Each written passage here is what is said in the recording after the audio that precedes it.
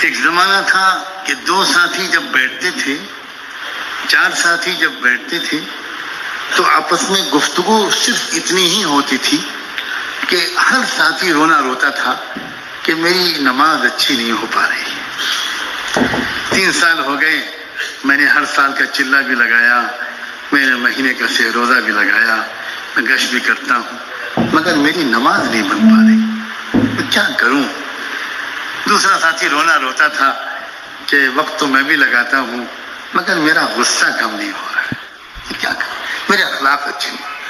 میں نے بچپن میں دعوت و تبلیغ کے کام کا وہ دور اپنی آنکھوں سے خوب دیکھا ہے کہ جب 2-4 لوگ بیٹھتے تھے تو سوائے اپنی اصلاح کے فکر میں آنسو بہانے کے ان کے درمیان گفتگو کا موضوع اور کچھ نہیں ہوتا۔ پھر ایک دور آیا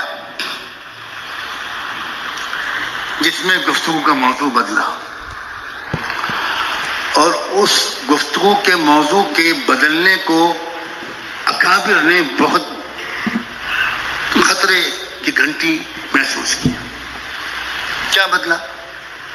جب 2-4 ساتھی بیٹھے تو بجائے اپنی اصلاح کی باتیں کرنے کے، یہ بات کہ بھئی آپ کی مسجد سے کتنی جماعتیں نکلی، آپ کے یہاں سے بیرون کی کتنی جماعت نکلی، ہمارے یہاں سے اتنی نکلی، یہ ہوا وہ ہوا، اب فوکس اپنی اندر کی اصلاح کے بجائے کسی اور طرف ہو گیا۔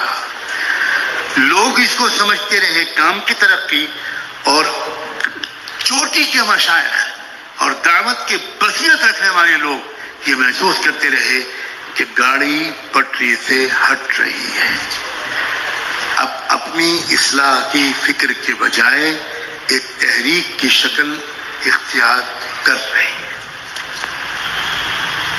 اور اب جو صورتحال ہے میں اس کے بارے میں کچھ بھی نہیں کہنا چاہتا۔